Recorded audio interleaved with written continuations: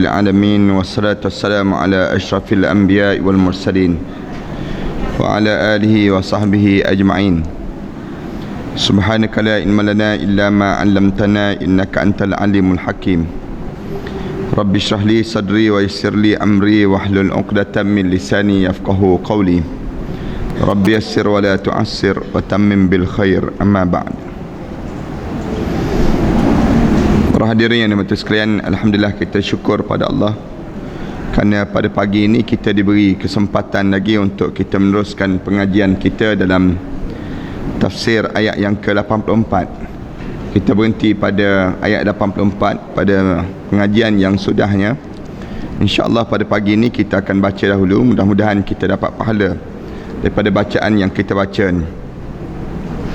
A'udzubillahi minasyaitanirrajim. Bismillahirrahmanirrahim.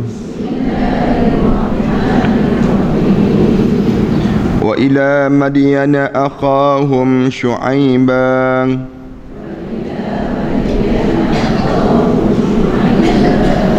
qala ya qaumi ibudullaha ma lakum min ilahin ghairuh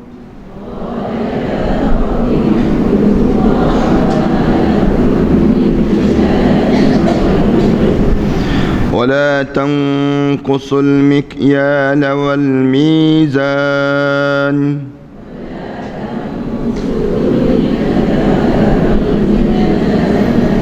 إني أراكم بخير وإني أخاف عليكم عذاب يوم محيط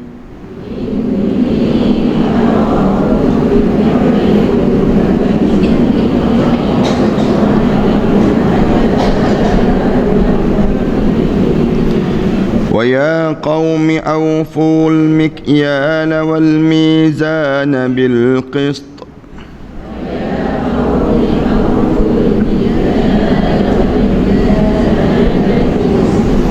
ولا تبخسوا الناس أشياءهم ولا تعثوا في الأرض مفسدين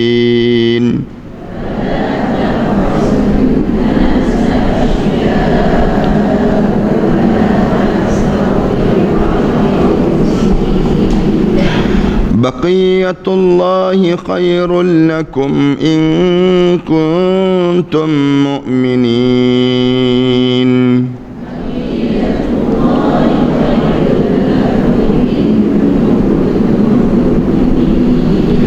وما أنا عليكم بحفيظ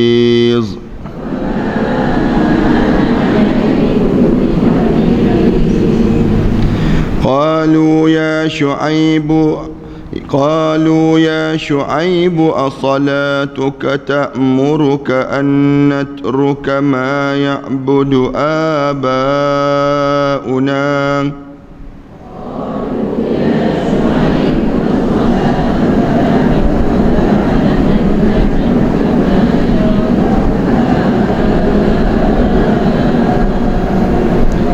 أو أن نفعل في أموالنا ما نشاء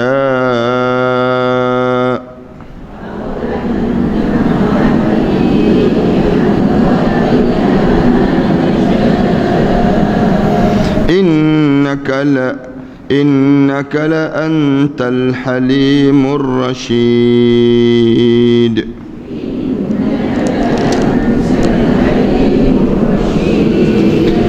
قال يا قوم أرأيتم إن كنت على بينة من ربي ورزقني منه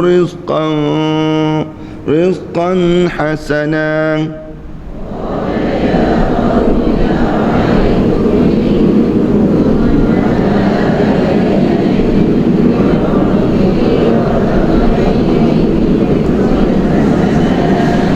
وما أريد أن أخالفكم إلى ما أنهاكم عنه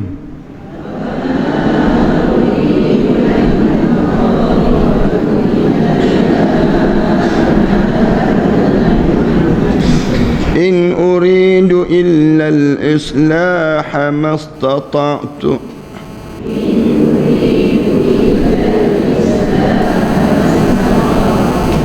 وما توفيقي إلا بالله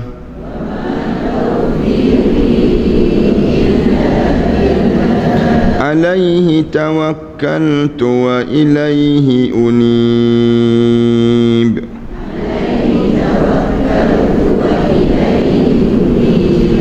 ويا قوم لا يجرمنكم شقاقي أن يصيبكم مثل ما أصاب قوم نوح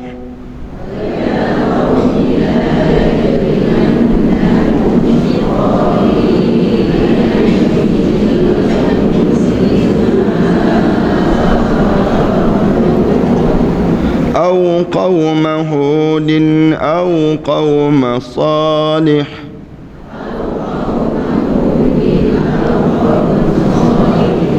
وما قوم لوط منكم ببعيد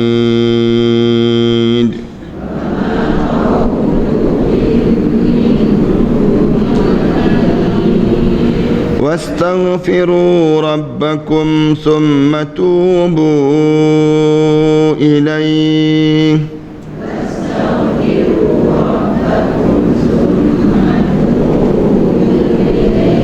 إن ربي رحيم ودود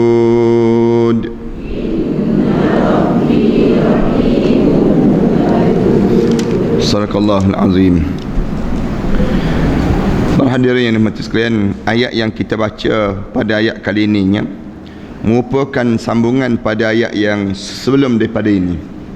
Tetapi ayat yang kita baca ni merupakan ayat yang disebut tentang satu cerita satu kaum yang Allah jadikan sebelum daripada ini lagi, iaitu kaum ini yang diturunkan seorang Nabi yang disebut dengan Nabi Shu'aib alaihissalam.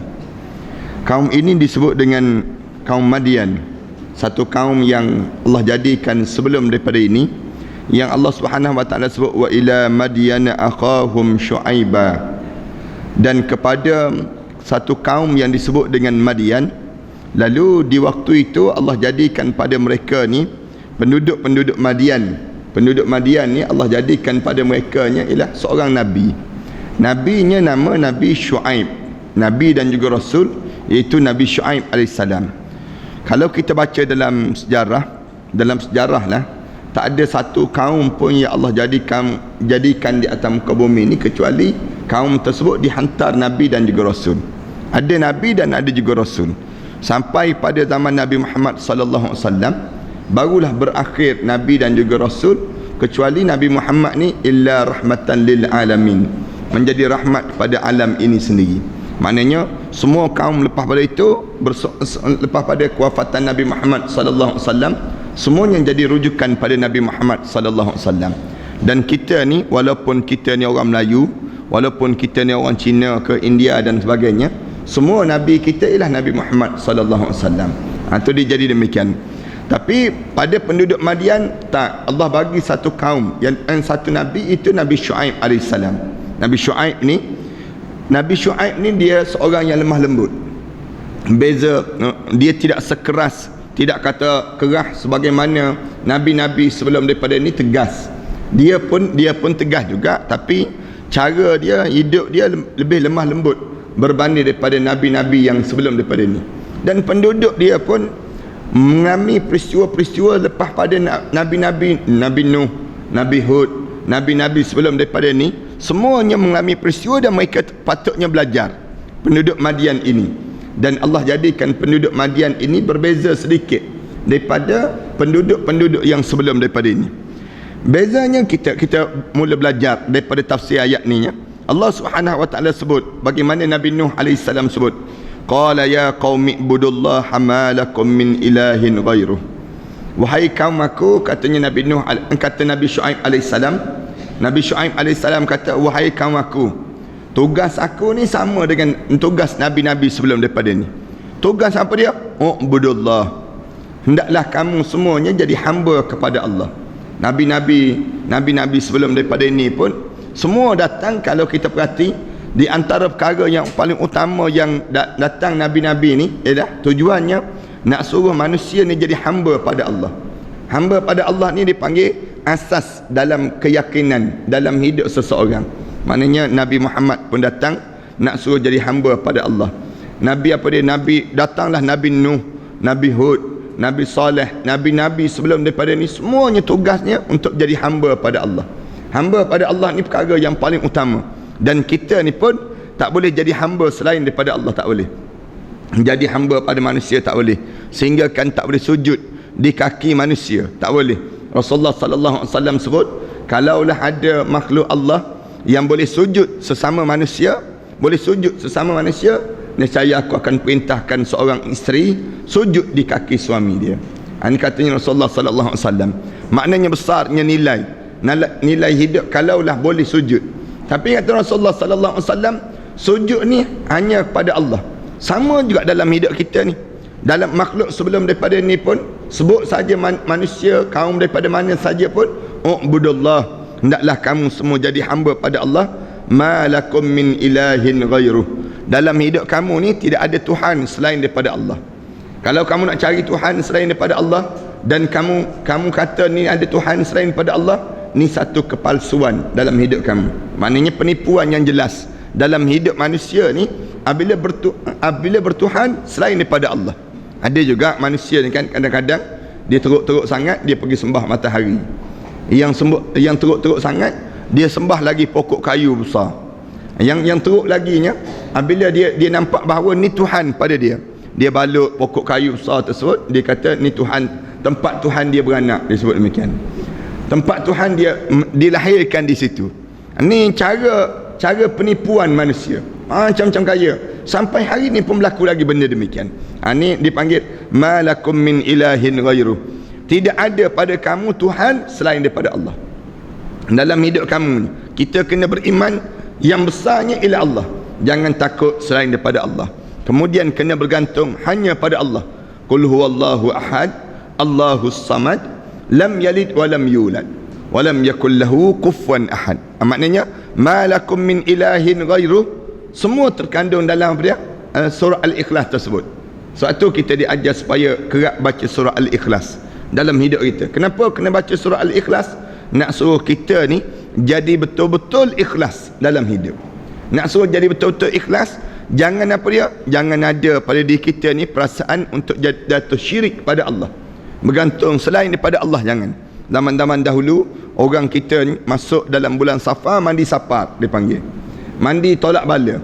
Kemudian zaman-zaman dahulu kalau berlaku apa-apa yang disebut dengan masak saja padi mereka buat pulut kuning, buat jamuan untuk apa dia? Untuk nak bagi pada makan pada padi-padi. Zaman kita ni pun ada lagi pesta gawai, misal contoh. Pesta gawai ni disambut oleh setengah-setengah di kalangan orang Islam pun. Orang Islam pergi sambut. Padahal benda demikian jelas-jelas syirik pada Allah Subhanahu Wa Taala. Yang disebut dengan apa dia? Yang disebut dengan Taipusam. Taipusam orang Melayu kita pergi sambut. Orang Melayu kita pula beria nak pergi sambut benda demikian. Maknanya yang ni jelas-jelas dah syirik pada Allah. Dia pergi beria, sambut, letak pula nak nandeka ke pada atas kepala ni. Nak sebutnya calik pula atas dahi ni. Nak suruh gambaran apa dia? Kita ni lebih kurang sama dengan mereka. Islam bukan demikian. Islam ni lakum dinukum waliyadin. Bagi kamu agama kamu, bagi kami agama kami.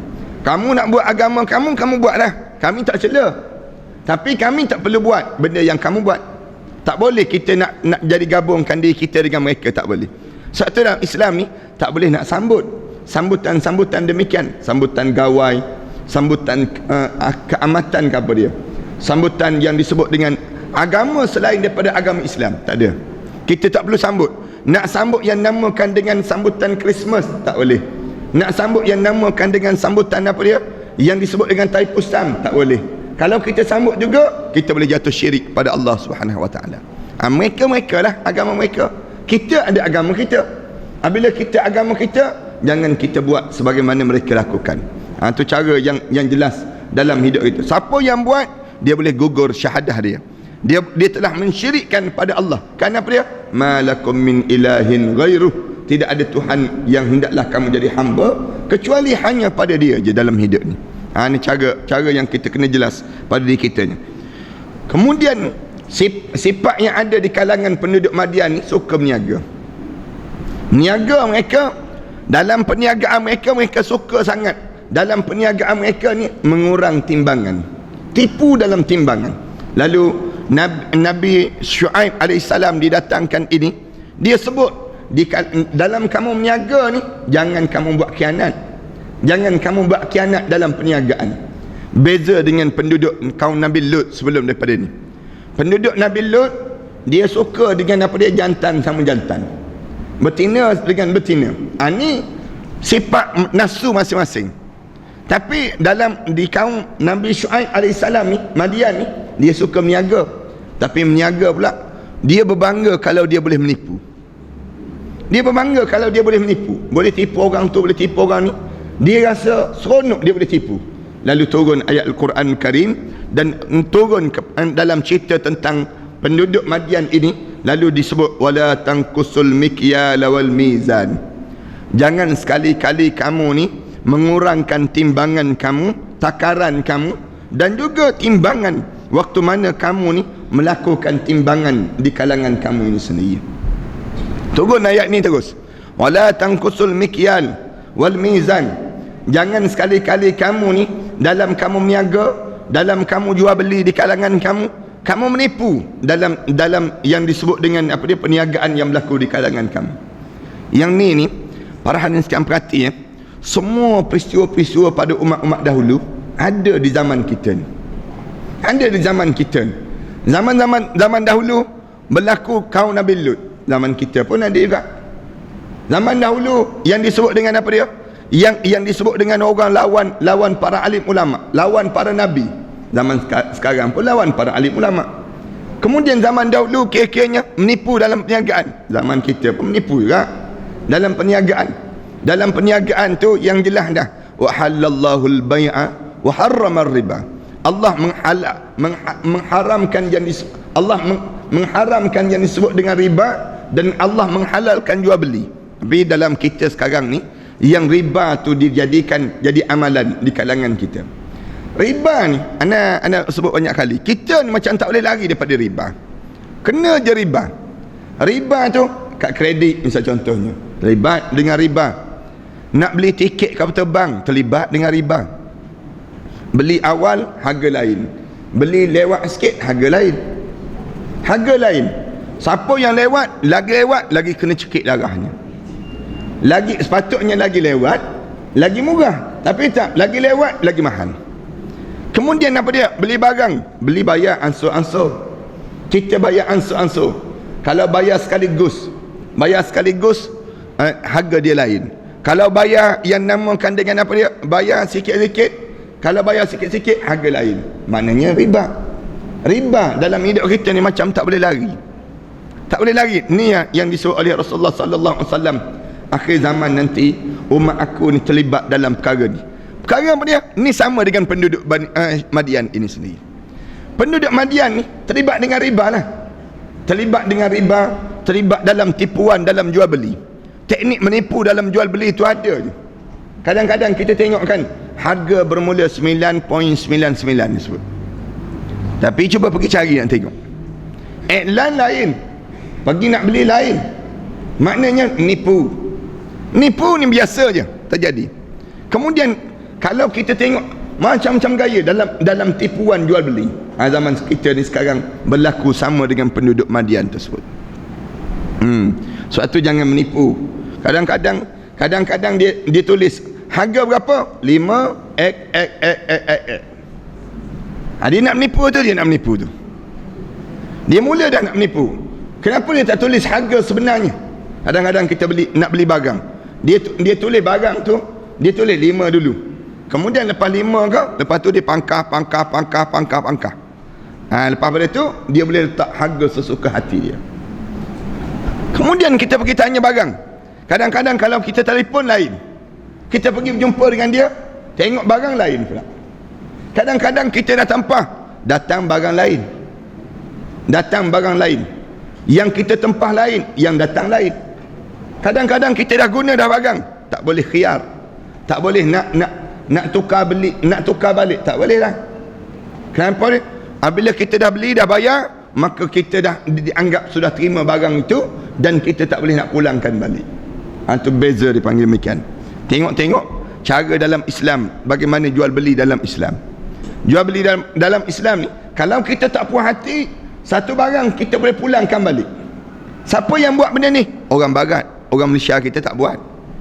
Buat macam ni, katanya orang Malaysia kita, kalau buat macam ni habis kita. Lingkup dalam niaga, test dalam seminggu, tak puas hati, pulang balik. Orang Melayu kita ni suka test, dia panggil macam. Suka nak mencuba test ni biasa. Tapi dalam kaedah yang jual beli, kalau kita tengok para hadis kan pergi ke Amerika Syarikat ataupun pergi ke United Kingdom dan sebagainya, beli baju, kita pakai dalam seminggu tak selesa, boleh pergi balik, hantar balik barang tu, dan dia pulangkan balik duit sebanyak tu. Tak selesa kita pakai, kita boleh beli barang, maknanya kita boleh tukar kalau kita tak selesa. Kalau kita selesa lebih pada seminggu, maka lepas. Dipanggil khiyar. Dalam Islam dipanggil khiyar. Khiyar ini dibenarkan dalam syarak, tapi tempat kita tak ada. Kalau kita buat macam tu, habis kita, katanya orang meniaga di kalangan kita, dia akan merosakkan pada kita pula. Jarang benar. Kita ada garanti, kita ada warranty. Lain tu, garanti lain, warranty lain. Warranty lain, garanti lain. Kalau kita tanya apa beza di antara garanti dengan warranty, dia sebut kalau garanti boleh tukar barang, warranty kena baiki je, dia sebut. Kena baiki dia. Ni benda-benda yang berbeza yang diistilahkan di kalangan kita. Kemudian disebut wala tanqusul mikyala wal mizan. Lalu disebut inni arakum bi khairin, sesungguhnya aku lihat kamu ni makhluk-makhluk Allah yang baik semua. Maknanya kalau kamu nak jual beli dengan cara yang baik, kamu boleh buat. Kalau kamu nak terlibat dalam urusan muamalah sesama kamu ni, kamu boleh buat. Kata Nabi Syuaib alaihissalam, wa inni akhafu alaikum azab yaumin muhit.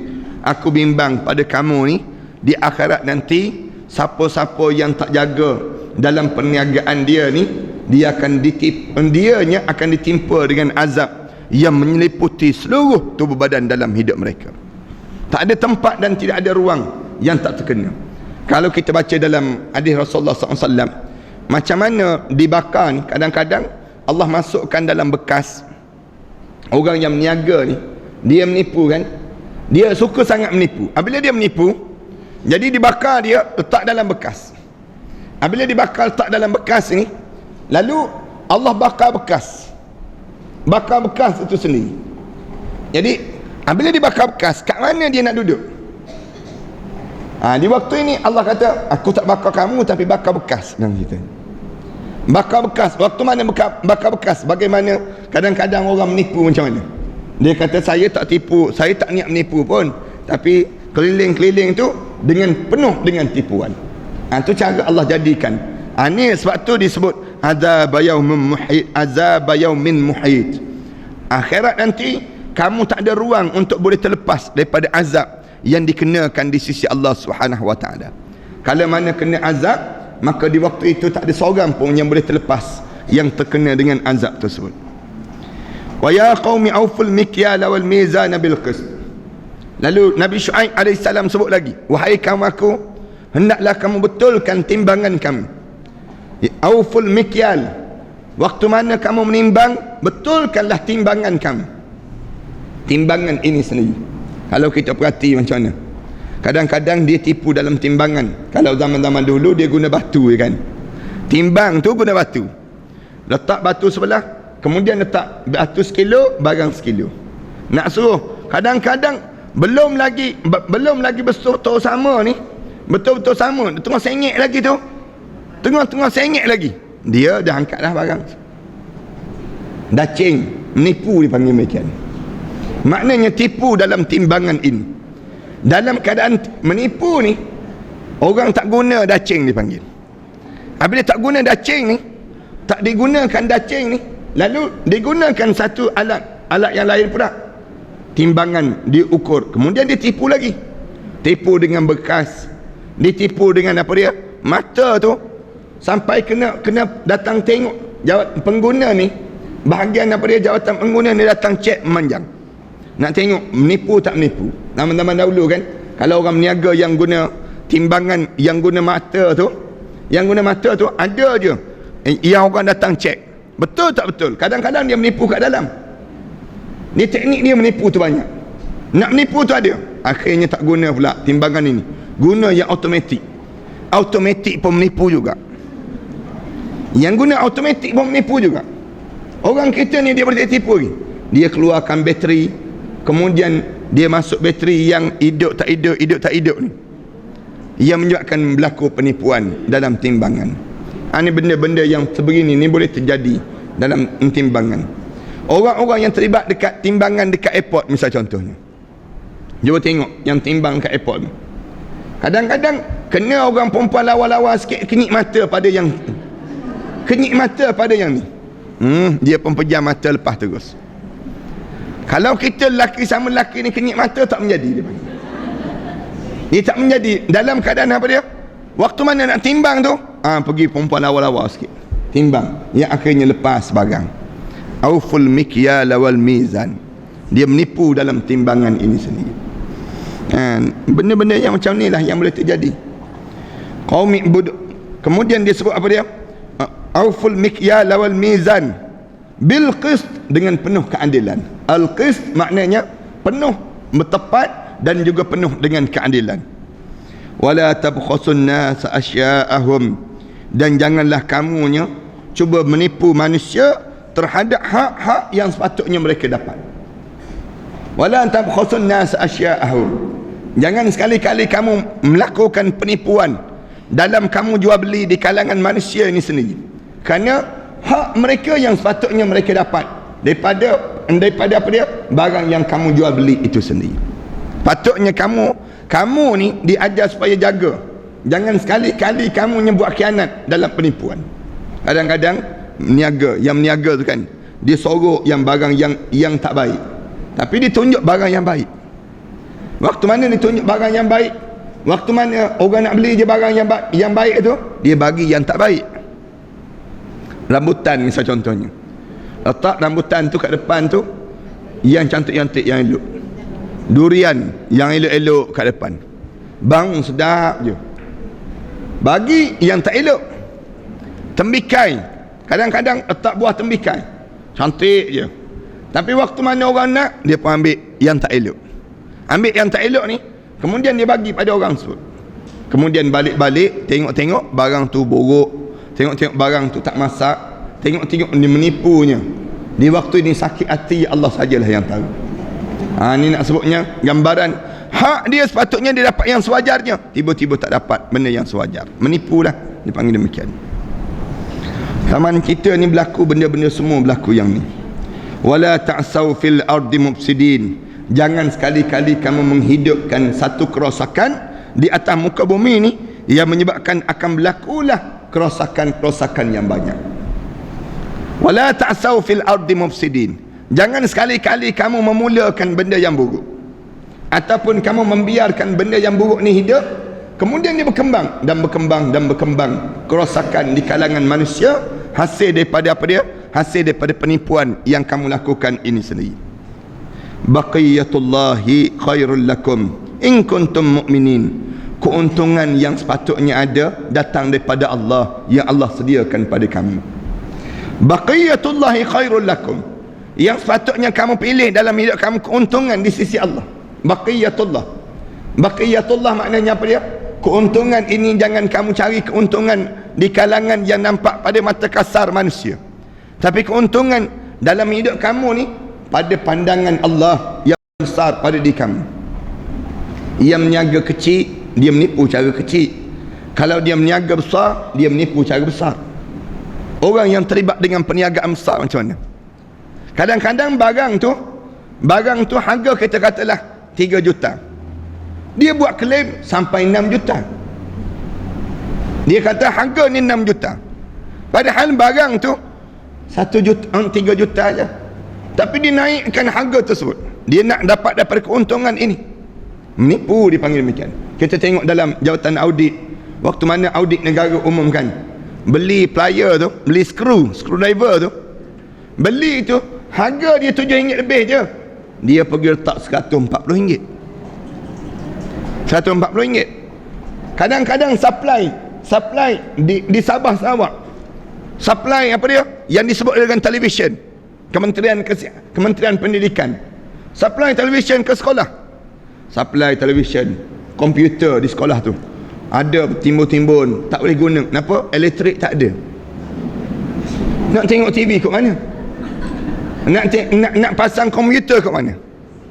Komputer timbun-timbun di sekolah tersebut. Ini penipuan yang dilakukan, pengkhianatan yang dilakukan.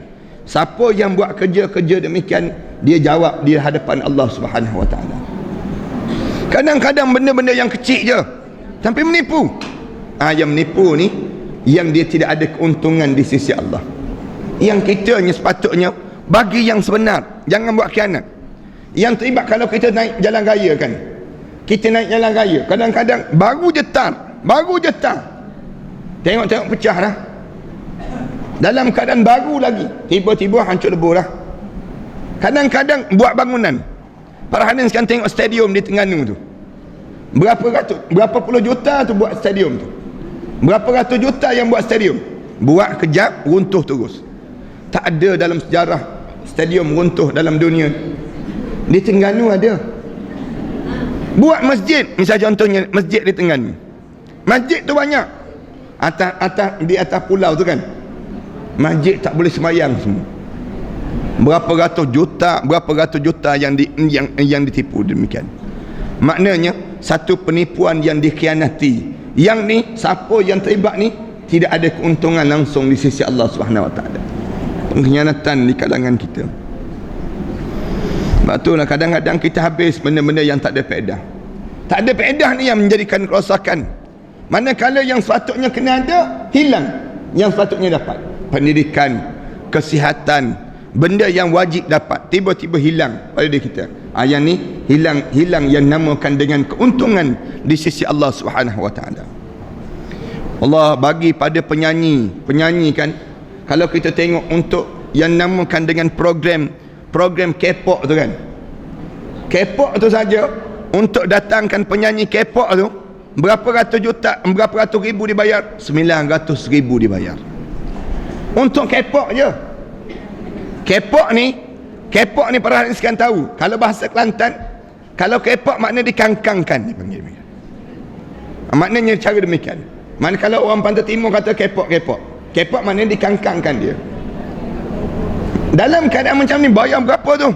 900 ribu dibayar. Dosa siapa yang buat kerja demikian, buat khianat. Bagi hadiah pada ni yang pelakon-pelakon spontan ke, yang menyanyi apa dia, yang nak pelawak-pelawak ni, hadiah ratus ribu. Juara musabakah RM15,000. Juara musabakah maknanya apa dia? Kamu ni hilang pertimbangan dalam perkara demikian, hilanglah keuntungan di sisi Allah. Baqiyatullahi khairul lakum. Keuntungan yang besar dalam kamu meniaga ni ialah daripada Allah, khairul lakum, yang lebih baik untuk kamu. Keuntungan yang sebenarnya kamu kena pilih datang daripada Allah, yang sebenar pada kamu. In kuntum mu'minin, kalau sekiranya kamu benar-benar beriman pada Allah. Wa ma ana alaikum bihafiz, dan aku ni ke atas diri kamu ni bukanlah seorang yang boleh menjaga sepanjang masa pada kamu. Nabi Syuaib alaihissalam dipesan pada penduduk Madian ni, dia kata apa dia? Wa ma ana alaikum bihafiz, aku ni tak sepanjang masa boleh cek pada diri kamu, tak boleh jaga. Jangan kamu buat menipu ni, tak selama-lamanya boleh. Ada masanya kamu kena jaga iman kamu kena ada keimanan dalam jiwa kamu. Keimanan pada dalam jiwa kamu apa dia? Kamu diajar supaya dalam hidup kamu sentiasa letak bahawa Allah sentiasa nampak, dan Allah sentiasa nampak yang kamu lakukan dan kamu kerjakan ini sendiri. Kemudian qalu ya Syuaib, lalu katanya penduduk Madian ni tanya soalan pada Nabi Syuaib alaihissalam. Wahai Syuaib, dia sebut, as-salatuka ta'muruka an natruka ma ya'budu aba'una. agama apa yang kamu bawa ni, ajaran apa yang kamu bawa ni, yang menyuruh kami ni supaya kamunya diajar supaya menyuruh kami an natruka ma ya'budu abauna, untuk meninggalkan apa yang telah dilakukan oleh datuk nenek moyang kami. Sama je kan jawapan yang disebut oleh mereka ni, sama di kalangan kita kadang-kadang. Kenapa buat macam ni? Datuk nenek moyang kita buat dulu kan, keturunan kita buat begini kan dulu. Takkanlah kita nak tinggal benda peninggalan dahulu, peninggalan orang terdahulu kita kena buat. Disebut demikian. Yang ni yang dilakukan, akhirnya melekat PL, benda-benda yang tak sepatut dan tak sewajarnya dilakukan di kalangan kita. Apa dia? Budaya Hindu sampai hari ni dekat lagi di kalangan kita. Dalam persandingan tu jelas-jelas nampak Hindu. Orang Melayu kita dalam sanding ni memang jelas-jelas nampak Hindu. Mandi apa dia? Nak naikkan seri. Pengantin perempuan tu dimandikan, yang nak kahwin ni. Yang nak kahwin tu mandi depan tangga rumah. Buat lagi sekarang. Letak kain putih tu. Mandi pula mandi susu. Datang baca ayat Quran konon-kononnya. Bismillahirrahmanirrahim. Yang mandi pula orang lelaki pula. Yang mandi di ruang tamu, di ruang tengah tu depan rumah. Orang kita buat lagi sekarang. Ni Hindu ni, Hindu. Ajaran tak ada langsung dalam syariat.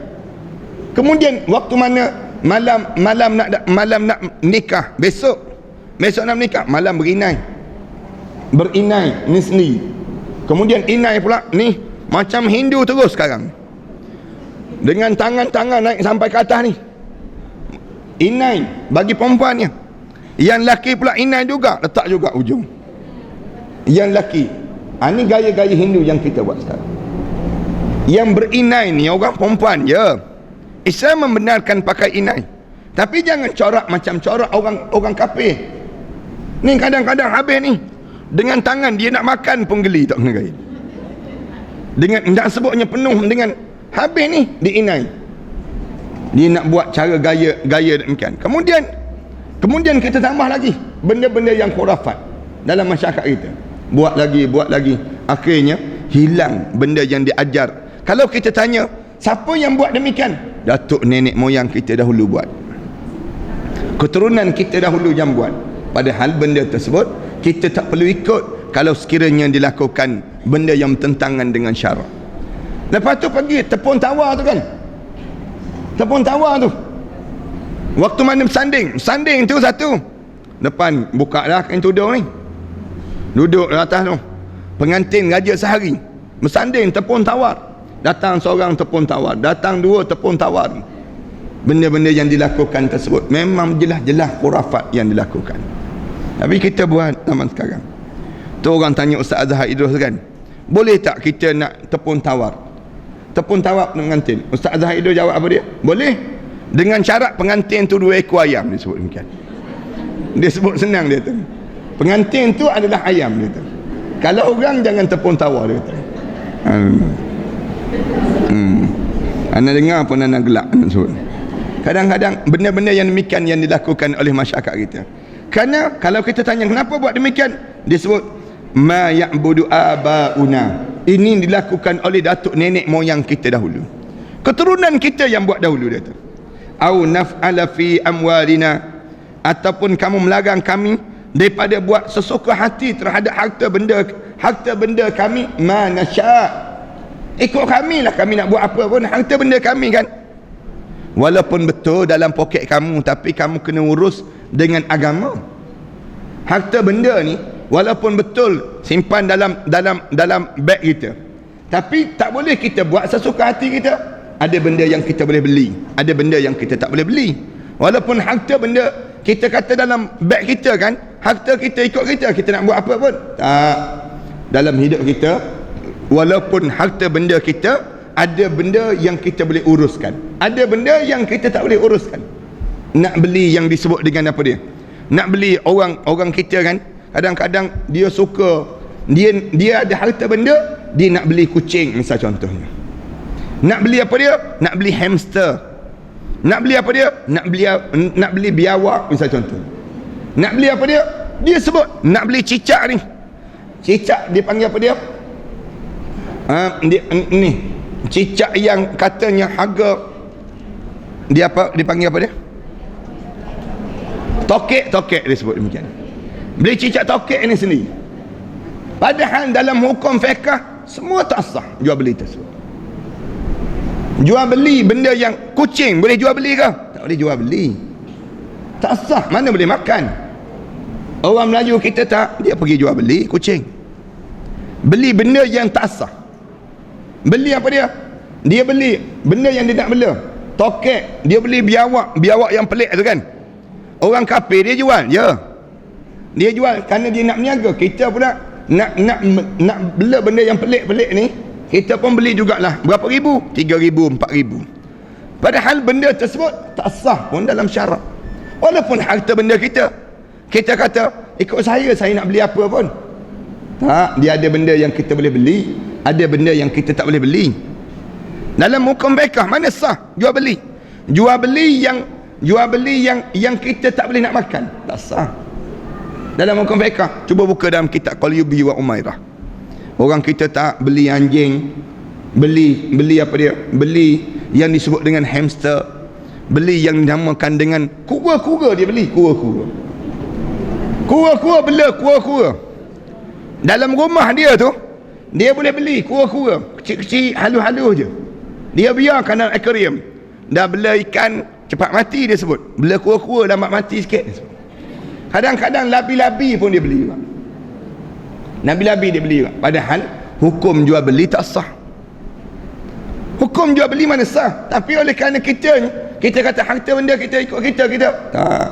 Walaupun harta benda kamu wahai hamba Allah, dalam hidup kita ni ada benda yang kita boleh beli, ada benda yang kita tak boleh beli.